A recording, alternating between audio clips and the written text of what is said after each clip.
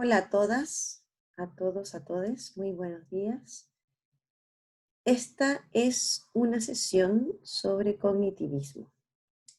Seguimos dentro de la unidad 1 del curso de Psicología del Aprendizaje y hoy día vamos a revisar el enfoque o el pensamiento de la psicología cognitiva y de las ciencias cognitivas y cómo eso aplica a las teorías del aprendizaje que hoy día están archidifundidas en el sistema escolar, también en el sistema universitario y en otros ámbitos de la vida.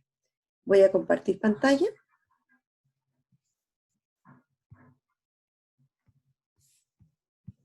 Aquí.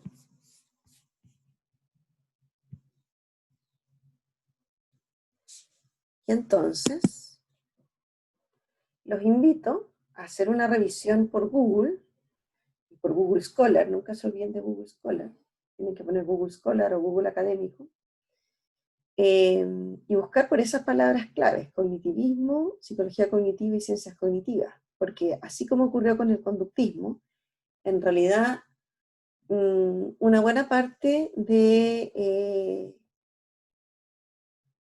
los desarrollos de la psicología cognitiva están muy vinculados a otras disciplinas, a la antropología, a la lingüística, a aplicaciones derivadas como la fonoaudiología, a las ciencias de la computación, a la filosofía de la mente, y todas esas disciplinas, estamos hablando ahora post Segunda Guerra Mundial, o entre periodos, pero más bien saliendo de la Segunda Guerra Mundial, empezaron a confluir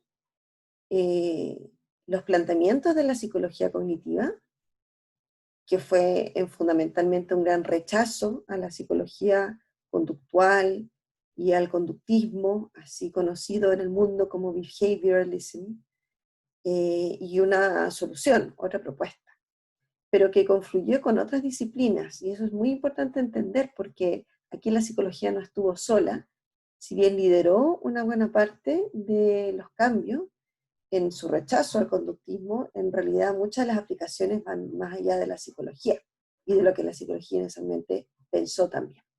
Y por eso es que se habla de las ciencias cognitivas, como esta gran idea de la cognición. La cognición viene nuevamente del dualismo cartesiano. Acuérdense que fue Descartes el que propuso esta separación, esta decisión entre las res cogitans, ¿se acuerdan? Y la res extensa. Y la res cogitans, esa idea que él tenía de si pienso, luego existo, porque de lo único que puedo estar seguro, porque no puedo estar seguro de mis sentidos que me pueden engañar, pero sí puedo estar seguro de que a lo menos estoy inseguro de que mis sensaciones me engañan. Esa idea entonces de la res cogitans está detrás de la revolución, lo que se vino a llamar la revolución cognitiva, y que fue una propuesta hegemónica en su momento, digamos que duró por lo menos 50 años y que todavía perdura. Lo interesante en psicología es que siempre todo perdura, entonces tenemos múltiples caminos, eh, pero sí tuvo un auge importante después de la Segunda Guerra Mundial, eso hay que decir. Hasta por lo menos el año 90, 2000, y que hoy día tiene otras derivaciones, pero en psicología educacional, escolar, ustedes saben que la escuela en general siempre lleva como por lo menos 50 años de retraso, sino 100 respecto de los desarrollos respecto del aprendizaje y la pedagogía. En general, los sistemas escolares regulares tienden a estar muy retrasados respecto de como los grandes reflexiones respecto de lo educativo. Y entonces, claro, tiene muchas aplicaciones en el ámbito de la psicología escolar aún. Y yo diría que es lo hegemónico. O sea, si le preguntan a cualquiera hoy día, en realidad la escuela es una escuela entre conductista y cognitiva. Eso es en general nuestras escuelas en Chile y en el mundo. Salvo las experiencias de educación alternativa que vamos a ir revisando a lo largo de las sesiones.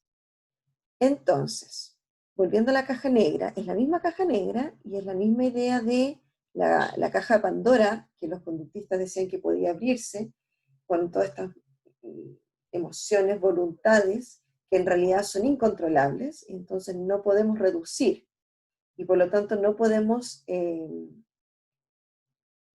comprimir para efectos de poder controlar y predecir.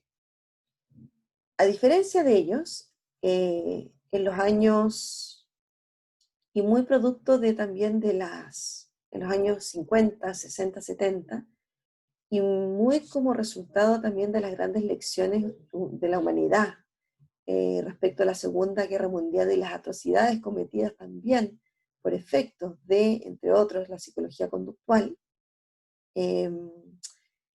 las ciencias sociales y otros se pusieron a discutir, y hubo algunas conferencias importantes desarrolladas a fines de los años 50, comienzos de los 60, en relación al papel que sí juegan los humanos en las grandes decisiones del mundo, y a la necesidad de entender que sí somos los seres humanos los artífices de la construcción de nuestro mundo y de las posibilidades de hacerlo un mundo más justo, un mundo donde caben todos y no solo el que, digamos, genera más atrocidades. Acá esto está puesto en colores porque en realidad son grandes ideales puestos en lo que se llamó la revolución cognitiva. No entender la caja de Pandora como algo negativo, sino entender que esto podría ser una de las semillas de un nuevo mundo humanizador. Se comenzaron también en ese tiempo a entender los problemas de la revolución industrial y postindustrial, los problemas que había en dejarse todo a una cierta visión de un mundo de producción. Entonces, quiero que entendamos esto de una manera con todo, o sea, con todas las complejidades, incluidas los grandes ideales puestos en una psicología cognitiva que iba a humanizar, cuyo propósito era ese, humanizar, volver a humanizar la psicología que había deshumanizado, así como deshumanizó finalmente esas grandes críticas al Walden 2, ¿cierto?, el libro, que habían deshumanizado la sociedad.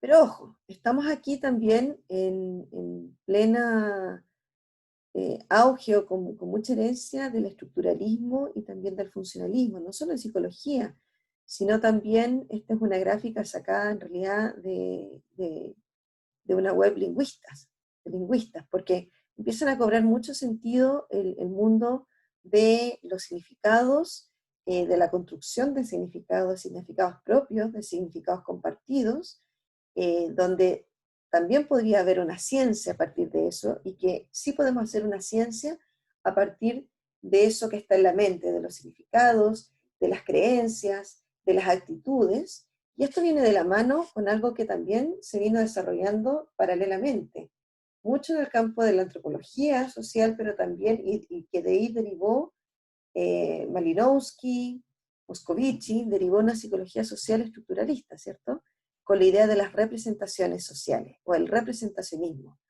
En los estudios de literatura, de lenguaje, se conoce mucho el trabajo de Saussure, ¿cierto?, y del estructuralismo, que luego derivó en ciertas nociones, pensemos en Chomsky, Noam Chomsky, con las representaciones del lenguaje. O sea, con esto quiero compartir con ustedes que no fue solamente en el ámbito de la psicología, sino que esto es un gran movimiento que duró varias décadas, de pensarse que sí hay un valor muy fuerte, muy importante puesto en la razón, que vino a llamarse las cogniciones, y que eso podía cambiar el mundo. Y luego hubo un movimiento muy, muy rápido, como un contramovimiento, en criticar lo que hoy día, porque la misma palabra cognitivismo es una crítica, ¿no? O sea, es una idea que es como mucho, es demasiado. ¿Por qué es demasiado? Porque no somos solamente cognición, conocimiento, puro uso de razón. Entonces, como entender las cosas en su debido contexto, en realidad esto surgió como una crítica al conductismo y a los efectos y implicancias del conductismo. Y pensar que como que no somos artífices y no somos constructores, y por tanto no somos agentes de la construcción de nuestro mundo. Y entonces aquí el cognitivismo vino a pensarse y plantearse al individuo, al sujeto, como un agente activo en la construcción de su propio mundo. que luego terminó encapsulado en sí. Bueno, sí, en realidad sí, pero que eso era su ideal, lo era. Entonces, quiero revisar con ustedes en una suerte de ruta de navegación para que entendamos en su contexto sociohistórico de dónde viene esto de la psicología cognitiva aplicada a los procesos de aprendizaje. Esto que ustedes están viendo ahora, me imagino que lo vieron en detalle en el curso de procesos psicológicos, que es lo que uno estudia. Los procesos cognitivos, como lo entendió la psicología cognitiva, ¿cierto? Algunos de ellos los más importantes, percepción, atención, memoria, lenguaje, pensamiento, y cómo las distintas corrientes de psicología, sobre todo la psicología cognitiva, fue entendiendo estos procesos. Y acá siempre se hace la distinción, que la vamos a revisar también en este curso, entre los procesos básicos, los procesos superiores, que definió la propia psicología cognitiva, pero también lo definió Vygotsky desde un enfoque sociohistórico-cultural, es decir, separando como un poco percepción, atención y algunos procesos de memoria de lo que es lenguaje y pensamiento y los procesos de memoria social. Incluso el propio Maslow, perdón, ¿cómo se llama? El que fundó el estructuralismo en psicología, el creador de Wundt, del primer laboratorio de psicología experimental, ¿cierto? El que a principios de los 1906 creo que era que fundó psicología experimental en Leipzig, pero él mismo dijo que eso era para estudiar los procesos cognitivos básicos, percepción, atención y algunos procesos de memoria, porque los procesos complejos eran culturales y tendrían que ser estudiados de otra manera, ¿cierto? Y eso ustedes lo revisaron bien en Historia de la Psicología. Bueno, aquí estamos con el mismo problema de cómo entendemos los procesos cognitivos, pero ahora aplicado a la psicología del aprendizaje. Y entonces lo que fue haciendo la psicología cognitiva, con autores como la psicología cognitiva no del aprendizaje todavía, sino como lo de los procesos básicos, Broadbent, los modelos de atención, ¿se acuerdan de este? El modelo de Broadbent, de pensarse que en realidad, acordémonos que estamos en una época como un fuerte legado estructuralista, entonces nos pensamos como las estructuras de esta cognición.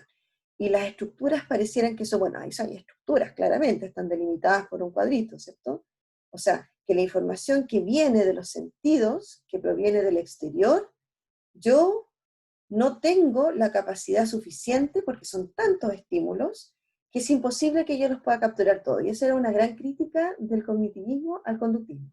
Es imposible que el ser humano tenga una capacidad ilimitada para poder tomar todo lo que viene del ambiente y procesarlo todo. Entonces, siempre va a requerir de un proceso que es activo, que no es pasivo, del ser humano, es decir, yo, Verónica López, y ustedes, cada uno por su nombre, va a, entre comillas, procesar la información de una manera muy distinta, tú, yo, el otro, la otra, porque cada uno tiene ciertos intereses, ciertas preferencias, ciertas motivaciones que están como a la base y que sí son importantes porque moldean la manera en que vamos entendiendo el mundo.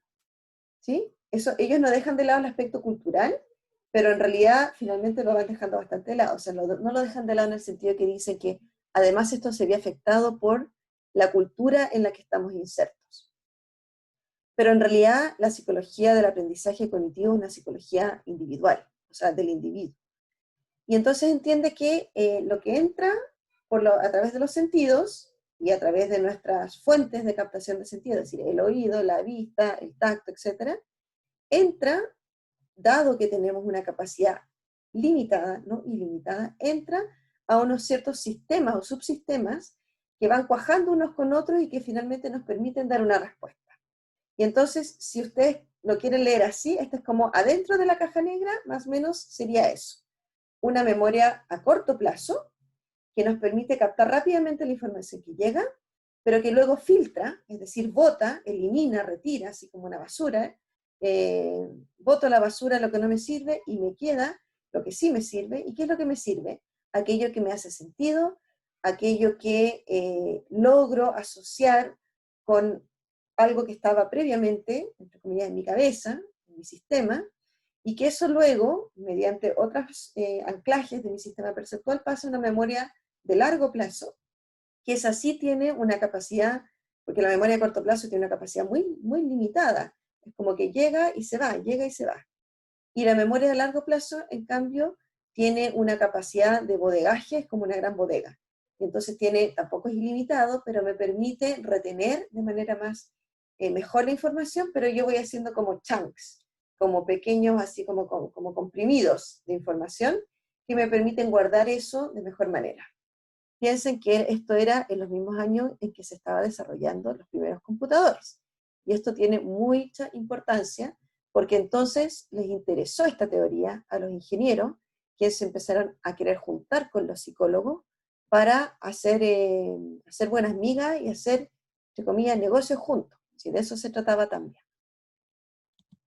Este es otro modelo de atención, y estos 20 años después, Kahneman dijo, mira, en realidad esos sistemas son muy rígidos, pueden servir para las computadoras, pero en realidad los seres humanos más bien usamos recursos atencionales. ¿Y qué es esa idea?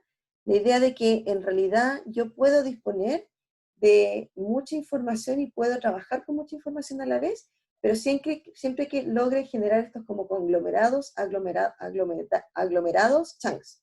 Imaginemos como en la construcción, uno puede hacer una casa de madera, ¿cierto? Y después le tienes que meter mucha, eh, ¿cómo se llama esta cosa blanca?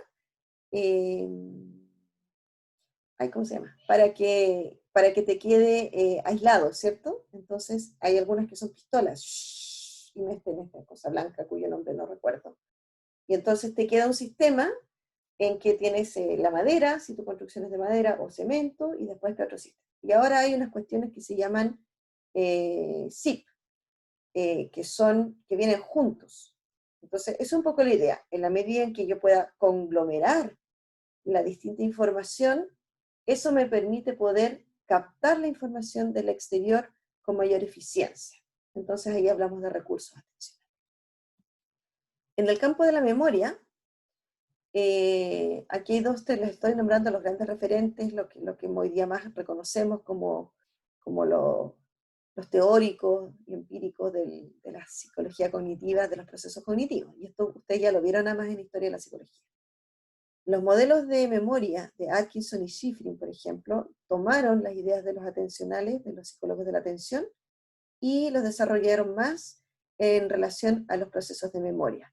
Memoria a corto plazo, memoria a largo plazo, y como por efecto de ensayo, muchas veces si no ensayamos, si no hacemos como un repaso, esa información se pierde. Obviamente esto tiene muchas aplicaciones al campo de la psicología del aprendizaje. Todo lo que tiene que ver con las listas de aprendizaje o, por ejemplo, los evocadores memorísticos, que si yo me aprendo no sé si ustedes aprendieron la tabla de los químicos como una canción, hay colegios que enseñan así.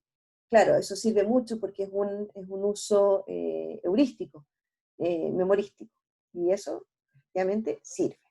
Bueno, y ahí hay una serie de desarrollos muy largos, por muchos años y décadas, que se han ido aplicando mucho al campo de cómo aprendemos, no solo los niños, sino también los adultos. Y hay mucho desarrollo ahí en psicología del aprendizaje para adultos, y hoy día, dado que la población está envejeciendo, hay mucho trabajo que se va haciendo respecto de la psicología del aprendizaje para el envejecimiento para los adultos mayores, de la tercera y cuarta edad, donde sabemos, por ejemplo, que los procesos de demencia senil, del Alzheimer, tienen que ver con la pérdida de la memoria a corto plazo, o lo que se va reteniendo en la memoria a corto plazo. Lo primero que se olvida es como los datos más recientes, la información del contexto más reciente, y lo que más último se olvida generalmente son los recuerdos más anclados en eso que llamamos memoria a largo plazo, como los recuerdos de la infancia, de la mamá, del papá.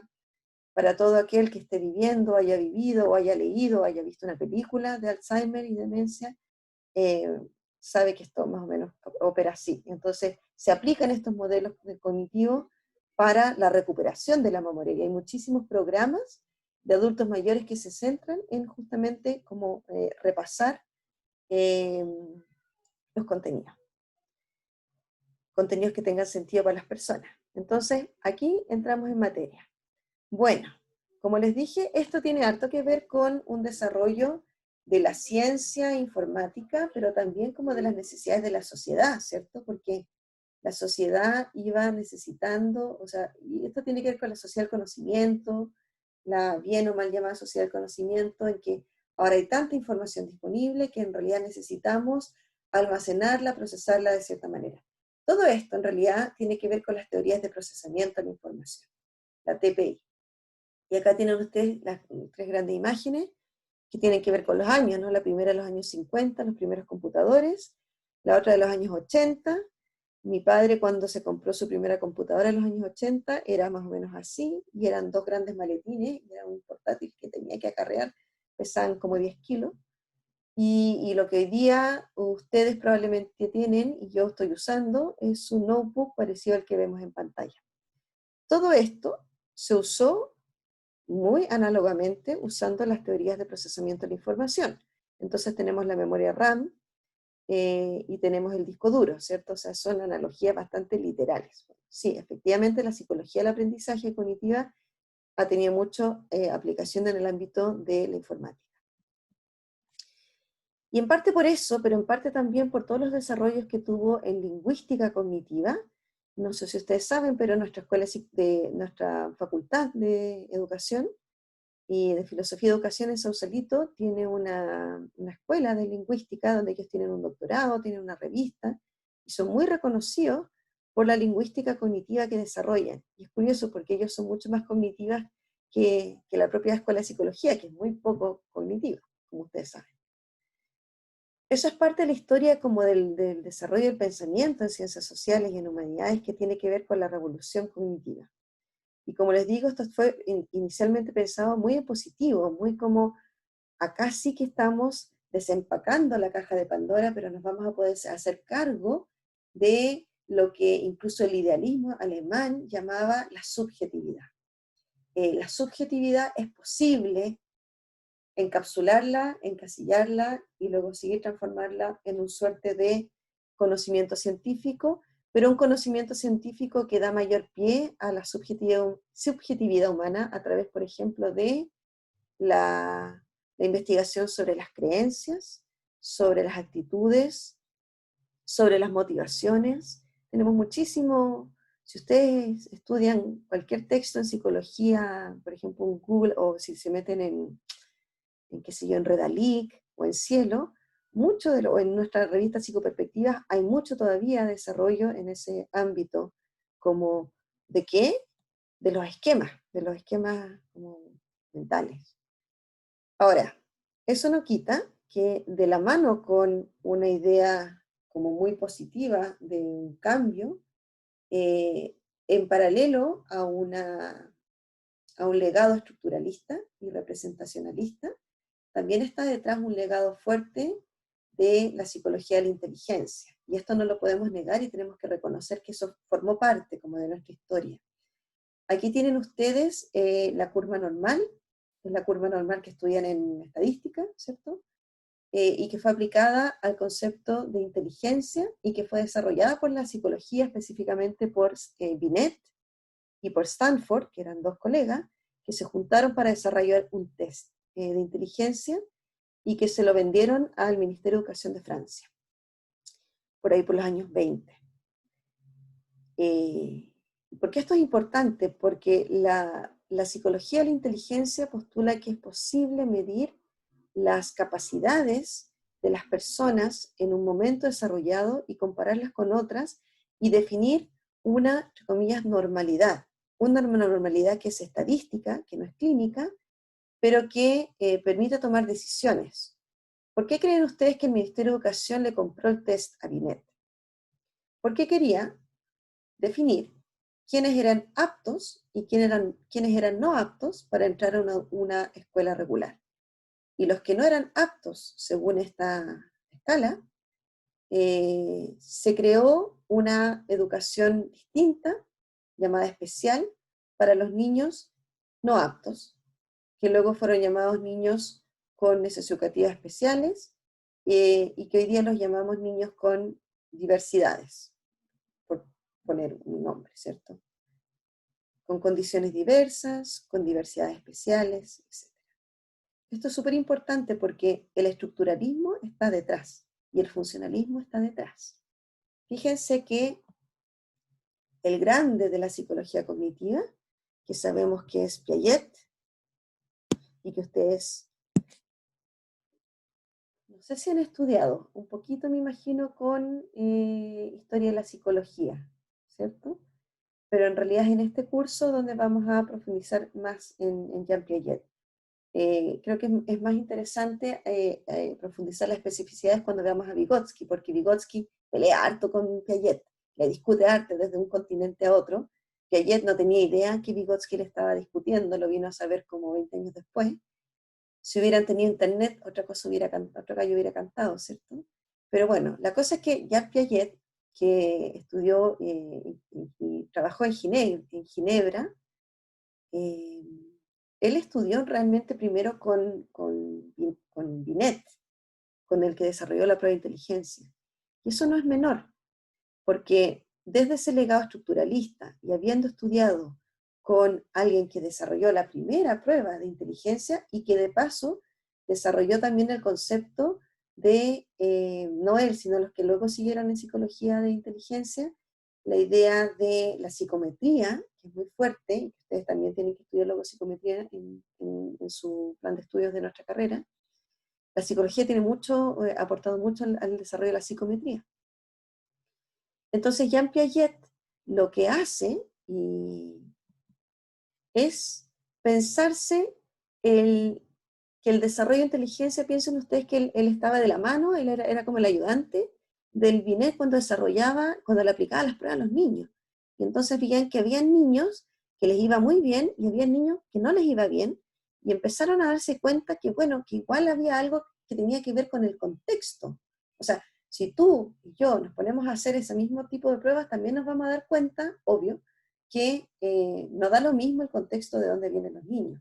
Que los niños que vienen de familias de contextos más pobres o familias que están como más alejadas de la cultura de la escuela, como por ejemplo podrían ser gitanos, o pueden ser eh, los niños que vienen de pueblos originarios y que viven en localidades muy rurales, por ejemplo, están como muy lejos, y además a las familias no les hace sentido como la escuela, lo que se enseña ahí, y además les va mal en los test de inteligencia. Entonces, ojo, acá hay una cuestión como eugenésica muy importante, ¿cierto? Que es decir que porque te vaya mal en el test, tú eres tonto, tú eres no inteligente.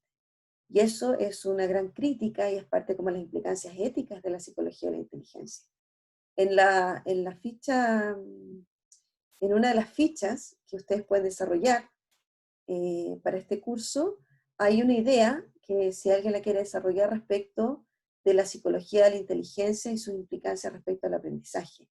Y hay un video de Ricardo Rosas, yo fui ayudante de Ricardo Rosas en la PUC, en la Católica de Chile, que fue donde yo estudié, y él hacía el curso de psicología de inteligencia. Y después sacaron un libro que es muy bueno, que se llama algo así como Dime dónde vives y te diré tu coeficiente intelectual, que uno podría decir lo mismo de dime dónde vives y te diré tu puntaje SIMS. De eso vamos a hablar después. Pero en relación a Piaget y a la psicología de la inteligencia, imagínense ustedes que estuvieran en su lugar y ven que hay niños que les va bien y que les va mal.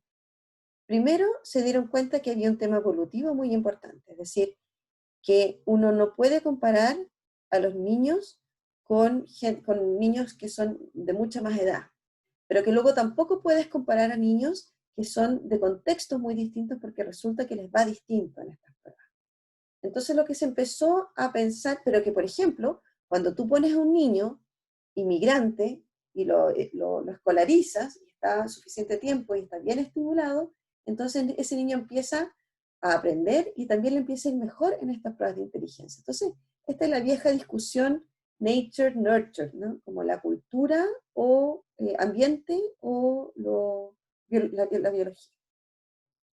Bien, entonces, lo que empezó a pensar ya por sí solo Piaget, y en eso se dedicó gran parte de su estudio, es que en esto de lo cognitivo, de los procesos cognitivos, había algo muy importante, y por eso la imagen puesta ahí, como de un cierto equilibrio. Él le llamó equilibración, o por lo menos esa es la traducción que tenemos. el proceso como de equilibración tiene que ver con la búsqueda activa que tienen los sujetos.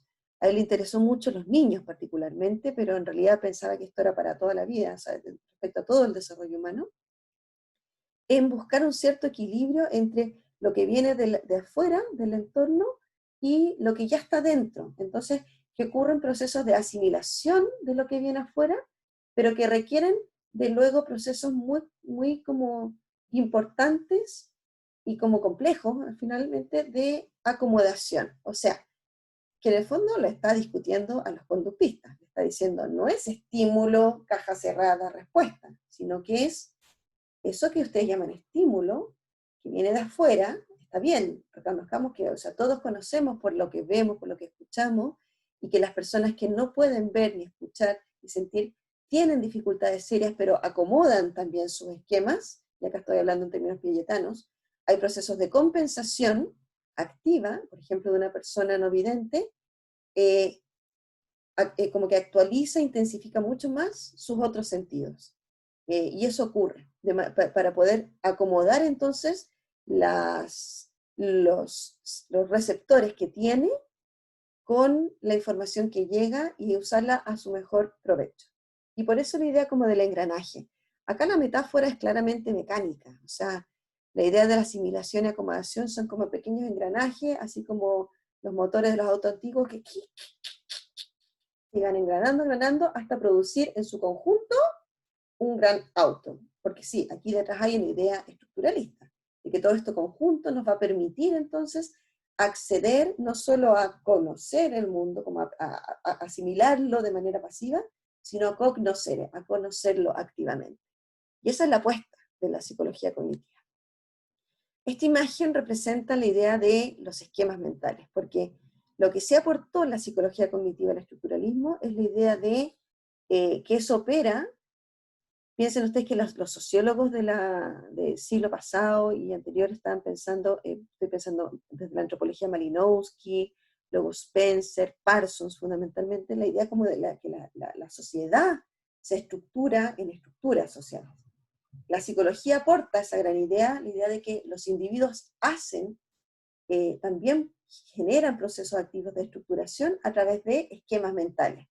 Y si tuviéramos que graficarlos, más o menos sería algo así, es decir, chunks, conjuntos, conglomerados de sentido que van cobrando significado y que los vamos como acoplando, que los vamos metiendo, encajando dentro de nuestro sistema cognitivo de la mejor manera que podemos y que aquellos de nosotros que logramos acomodarlos de mejor manera, vamos a poder reproducirlos luego de manera más eficiente y que por tanto el proceso educativo, su sentido y su propósito tendría que ser ayudarnos a todos nosotros a entender que eso es así y ayudarnos a cómo procesar la información, cómo acomodarla, cómo ajustarla y encajarla de una mejor manera para poder recuperarla cuando queramos hacerlo.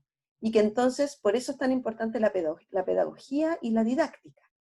Mucho, mucho, si esto fuera un curso de pedagogía, estaríamos hablando entonces luego a continuación de cómo la pedagogía generó procesos de conocer cómo es que las personas aprenden mejor organizando sus esquemas mentales a través, por ejemplo, de organizadores previos, etc. Ya vamos para allá. Bueno, entonces quedémonos con la idea de los esquemas mentales eh, que generan, además, que evolucionan en el tiempo. Y esta gráfica lo bueno de los gráficos es que sintetizan, ¿cierto? Las metáforas también, una gran cantidad de información. De hecho, eso es lo que estamos haciendo en este video.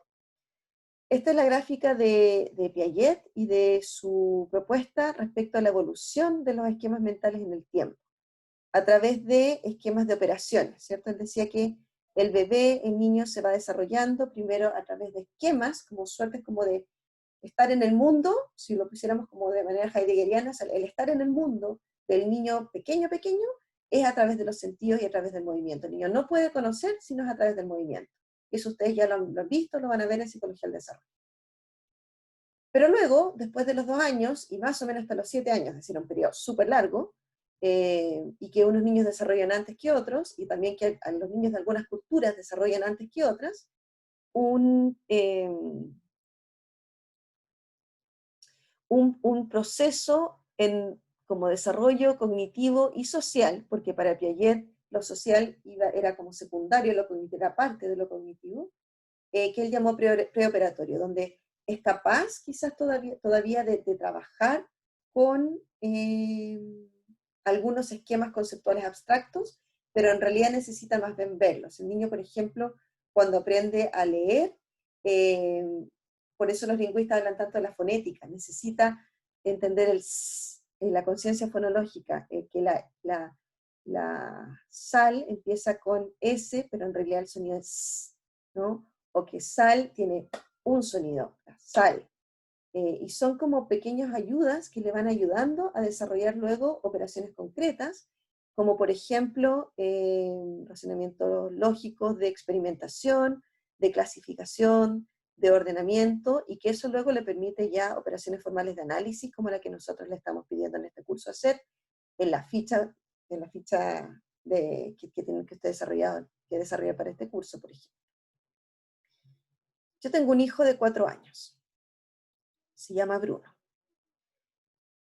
Pudiera hablar 3 horas de Bruno, ya no lo voy a hacer. Solamente quiero decirles para este efecto que mi hermana, que fue a un congreso hace el año pasado y que estudió con gente asiática, me comentó que el hijo de una amiga estaba, no sé, tenía la misma edad de mi hijo y leía como en tres idiomas.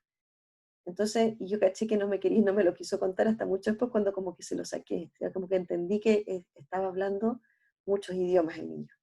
Entonces uno dice, como, claro, obviamente uno compara, ¿no? Porque lamentablemente comparamos. Entonces, claro, mi hijo está en esta edad de los procesos preoperatorios. Y hace poco cachó lo de las sílabas. Va a un jardín donde también le ayuda. Y uno va entendiendo, claro, que por una parte hay procesos del niño, por otra parte hay procesos culturales, que no le podemos exigir a todos todo, y también un poco la pregunta que aquí nos hacemos, ¿para qué? Porque ¿para qué queremos usar estas operaciones formales? Y volvemos al mismo propósito que el conductismo en realidad, para poder desarrollar pensamiento hipotético deductivo que nos permitan un pensamiento abstracto de poder como operar en el mundo y producir conocimiento. Este esquema también grafica más o menos lo que Piaget planteaba para la educación infantil, la educación primaria y educación secundaria, cuáles debieran ser más o menos los propósitos de esos sistemas de enseñanza. Y en el ámbito de ya bien pedagógicamente, en la psicología del aprendizaje aplicada a la pedagogía, esta es una taxonomía que se utilizó mucho tiempo y que se sigue usando, que es la taxonomía de Bloom, y que define niveles de aprendizaje en función como de la complejidad del tipo de conocimiento y del tipo de habilidad cognitiva que requiere. Entonces, en el 1 está recordar. Recordar es una operación mucho más sencilla que, por ejemplo, la número 6, que crear. Entonces, esto es como secuencial. Recordar es más fácil que comprender, que aplicar, que analizar, que evaluar, que crear, pero que todas juntas se van requiriendo para poder desarrollar un pensamiento más concreto, y que hay ciertos tipos de técnicas didácticas que se pueden y que se deben utilizar. Por ejemplo, para recordar, yo tengo que poder arreglar, definir, emparejar, etiquetar, para luego poder nombrar, ordenar, reconocer, recordar, etc. Entonces, piensen ustedes que los profesores generalmente tienen a mano muchas veces y estudian la taxonomía de Bloom, que tiene, por cierto, muchas críticas que luego vamos a revisar, pero que en realidad todavía se sigue usando porque les entrega como un listado de los verbos que ellos tienen que utilizar para cuando planifican sus clases. Si ustedes tuvieran que planificar una clase, que es algo que van a tener que hacer en la actividad de los grandes pensadores, ¿cierto?, de las teorías del aprendizaje, quizás les pueda servir esta taxonomía de Bloom, porque uno tiene que pensar qué es lo que yo quiero que el otro haga, que solamente memorice, que es un aprendizaje como básico, ¿no? Y el problema de la educación bancaria es que terminamos con puros aprendizajes memorísticos. O quiero que el aprendiz construya conocimiento propio, y entonces yo tengo que hacer otras cosas, ¿cierto? Como construir, crear, diseñar, escribir, para poder llegar a hacer eso. Y entonces, dicho eso, voy a volver un poquito para atrás porque no les introduje aquí al segundo y tercer personaje. Hablamos de Piaget. Piaget es archidominante en psicología escolar. Todavía el pensamiento de Piaget cala muy hondo y tiene muchas críticas. Lo que no quiere decir que no siga calando hondo. Y las críticas tienen que ver con que le puso techo a los niños, a todos nosotros. Nos puso techo y nos puso pisos, en el sentido de que si es que, por ejemplo, la razón por la que los niños no son acelerados de curso, como eran nuestros padres o nuestros abuelos, si les iba muy bien, algunos pasaban, por ejemplo, de primero a tercero básico y ya está. Hoy día eso está prohibido en nuestra educación chilena, gracias a Piaget. El hecho de decidir si un niño integra o no la escuela regular hasta hace muy poco, y todavía si es que tiene una condición muy severa, pasa a escuela especial, depende en gran parte de Piaget, esta idea como de las etapas, ¿no? Entonces pone pisos y pone techos, y eso es muy complejo desde un punto de vista de educación inclusiva. Eso podemos discutirlo luego con más calma en la sesión sincrónica. Ahora les quiero introducir a estos otros dos personajes, que es David Ausubel y Jerome Brunner. Y aquí estamos hablando de más años, aquí han pasado como 25 años después de los planteamientos de Piaget. Piaget alcanzó, por cierto, a conocerlo en su planteamiento porque murió en el año 80, Ausubel murió en el año 2008 y Jerome Brunner en el año 2016, y, o sea, hace no muy poco.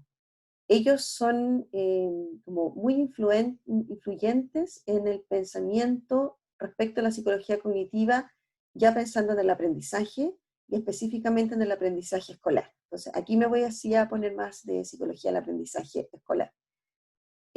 Ausubel nació, entiendo que los dos son neoyorquinos, y uno trabajó en la Universidad de Nueva York y otro se fue a Harvard y después a la Universidad de Oxford en Inglaterra.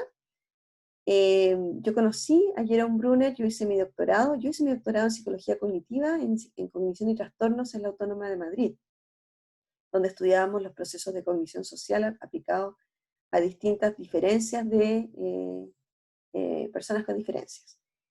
Y ya luego les puedo contar un poco más de eso. Yo conocí a Jerome Brunner cuando le dieron el doctor honoris causa en el año, del año 2008. Era viejito, un poquito más viejito que en esa foto. Duró casi 100 años, imagínense.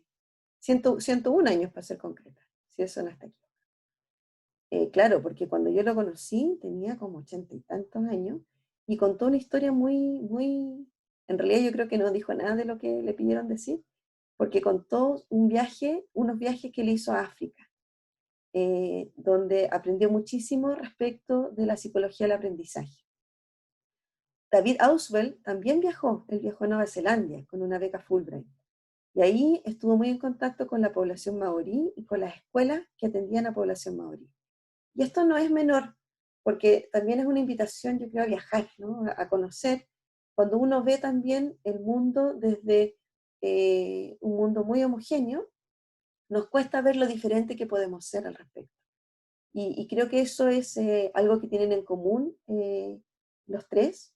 Obviamente los tres son psicólogos cognitivos y tenían esta intención muy grande de poder generar un mayor entendimiento sobre lo que es la cognición humana, particularmente la cognición de la infancia, y cómo eso se puede traducir en procesos para mejorar la calidad de la educación escolar.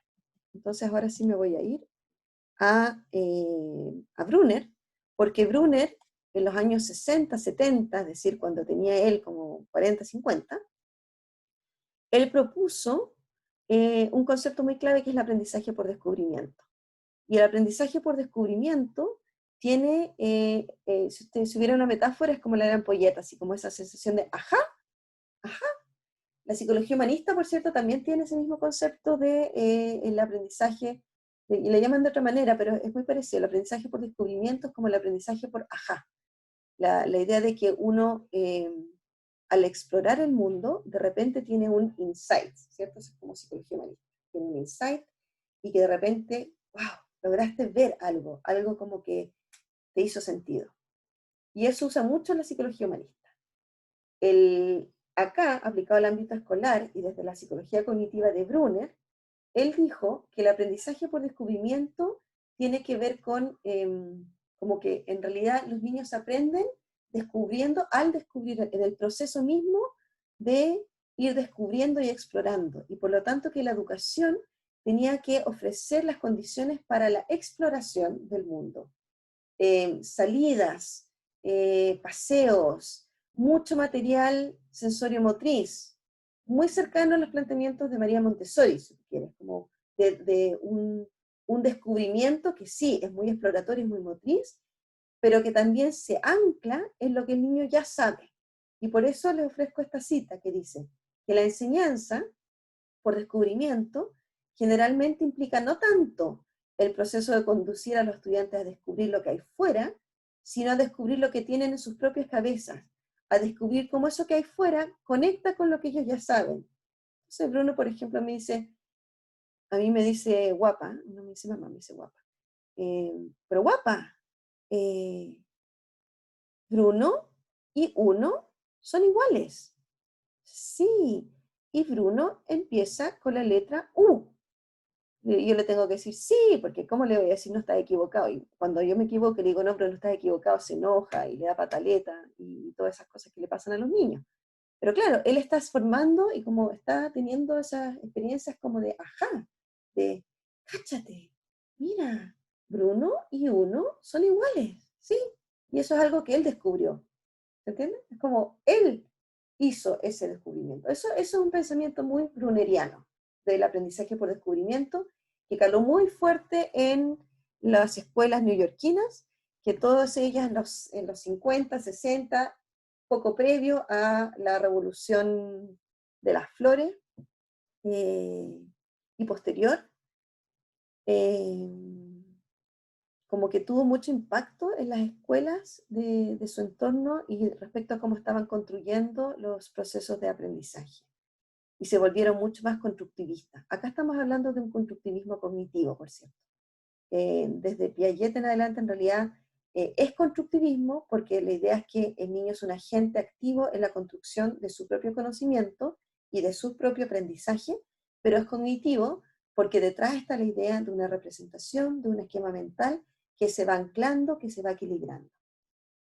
Ahora, eso conversa, pero también contrasta con otro concepto clave de la psicología cognitiva del aprendizaje, que es el concepto que me imagino que ustedes ya conocen, porque sus profes se lo tienen que haber machacado de la escuela, con el aprendizaje significativo.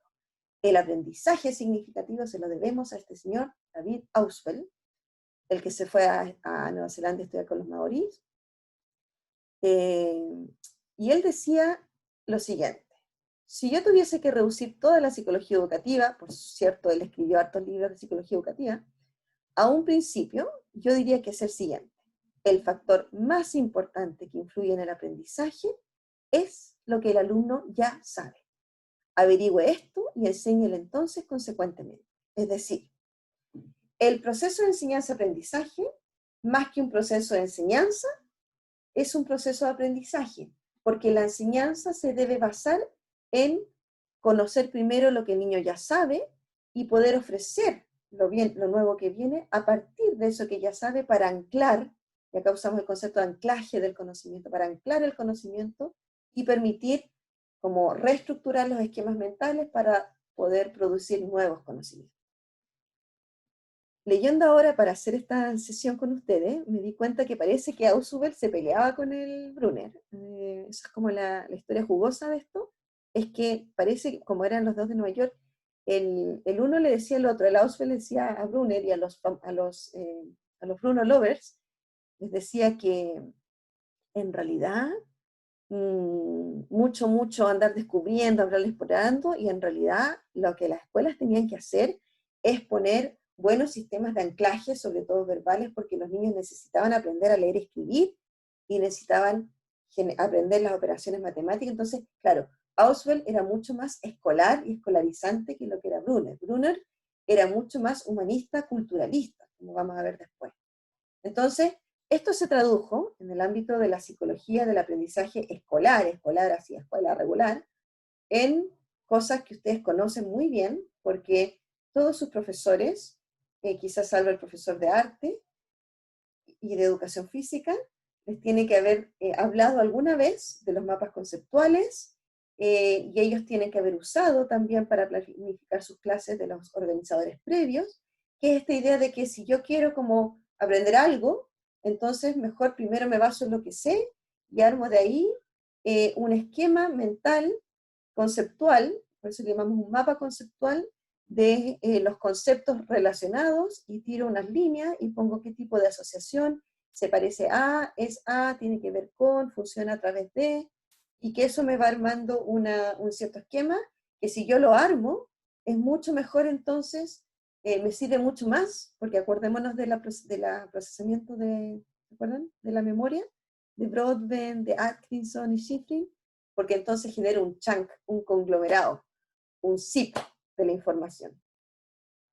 Y eso es como la diferencia entre la gran computadora y el pendrive que todos ustedes tienen, que es capaz de guardar en un microchip, ¿cierto? Los celulares, gran cantidad de información porque las condensa, las compacta.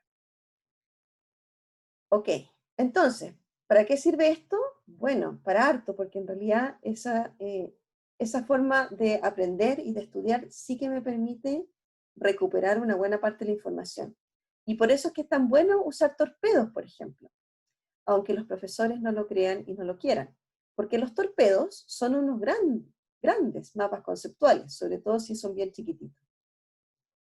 Yo confieso que durante toda mi enseñanza media usé torpedos. Y yo los hacía chiquititos, de esta manera, escribía muy chiquitito y después los pegaba con scotch y los guardaba. Y confieso que los usaba y que alguna vez me reprobaron también, me pusieron uno por pillarme. Pero igual los seguí usando. Y yo creo que a la larga me ayudaba mucho, porque incluso yo después les enseñaba a mis compañeros los torpedos, porque son grandes mapas conceptuales. Pues si en el fondo condensan una gran cantidad de significados, nadie puede hacer un torpedo gigante, porque eso es muy poco funcional, porque te va a pillar el profesor, ¿cierto? Esa es la idea detrás de los mapas conceptuales. Y por eso es que mis colegas de la Escuela de Psicología, en las conversaciones, en WhatsApp que tenemos, claro, ellos dicen, y yo me río porque dicen, cuando el alumno ya dice, profe, ¿y dónde está la rúbrica? Profe, ¿y dónde está la rúbrica? Profe, ¿y dónde está la rúbrica? Es como que uno lo... Eso es como la talla del profe. Porque en realidad ustedes como que ya vienen mentalizados, formateados, en las rúbricas de evaluación. Las rúbricas de evaluación fueron un gran logro, fueron como una estaca de la psicología cognitiva, del aprendizaje no conductista, que en realidad decía, oye, si el aprendizaje no ocurre por zanahoria y garrote, quizás una parte, pero en realidad necesitamos anclar, generar estructuras de conocimiento con sentido, con significado personal, subjetivo para los niños. Y además, no podemos decirle que falló, está bien, falló, o sea, eso es muy poco humano, muy poco como, además, muy poco digno. Necesitamos demostrarle al estudiante cuál es el desempeño que nosotros esperamos de él, de manera de poder encaminarlo a través de andamiajes. No hemos hablado del andamiaje, pero eso es súper importante, lo van a ver en el capítulo de la Anita Woolfolk que tienen que leer. El andamiaje tiene que ver con esta idea como de ofrecerle andamios, escaleras de aprendizaje. Y por eso las rúbricas son tan importantes. Lo que no quiere decir que para que las armes sean una lata, pero son importantes. Entonces, de ahí viene también la idea de, profe, ¿dónde está la rúbrica? Ahora, para finalizar, quiero contarles como dos grandes caminos que tomaron la psicología cognitiva, fundamentalmente las ciencias cognitivas, o sea, la psicología cognitiva dentro de esta gran como movimiento que terminó siendo las ciencias cognitivas en los años 70, 80, 90, y que, y que es el siguiente. Por una parte, esto motivó una buena parte de lo que hoy día conocemos como la neurociencia, y que ustedes algo habrán visto, me imagino, en el curso que tienen de neuropsicología. Estas es unas imágenes que grafican las potenciales evocados, que es cuando nos ponen una capita acá, ¿cierto?, con los electrodos, y lo que ahí mide es la actividad electroencefalográfica. Estas líneas estos picos, N1, P1, van demostrando, ya no me lo sé de memoria, pero por ejemplo, el primero tiene que ver con los procesos atencionales, luego con los procesos del lenguaje y memoria, es decir, que este era como el gran sueño, ¿se acuerdan de esa imagen de la revolución cognitiva? El gran sueño era que estas estructuras mentales iban a tener un correlato biológico, neuronal, pero en ese momento no había desarrollo de la neurociencia, que ahora sí lo hay. El desarrollo de la neurociencia es de los años 80, 90 en adelante. Y claro, efectivamente, mucho de lo que Atkinson y Shiffrin, Broadbent, en sus modelos que eran como mapas de representación de lo que podría ser, hay un correlato neurocientífico en relación a estos potenciales evocados. Pero también, y se expresan de una manera así, por ejemplo, que las áreas activadas, por ejemplo, de los niños o de los adultos que van quedando ciegos con el tiempo, es muy distinta a la que se activa a las personas que nacieron sin vista, y eso da cuenta de que, por ejemplo, la estimulación del entorno es muy distinta y genera patrones y activaciones tanto electroencefalográficos como sanguíneos cuando los metemos a través de las resonancias magnéticas. Esa es la neurociencia.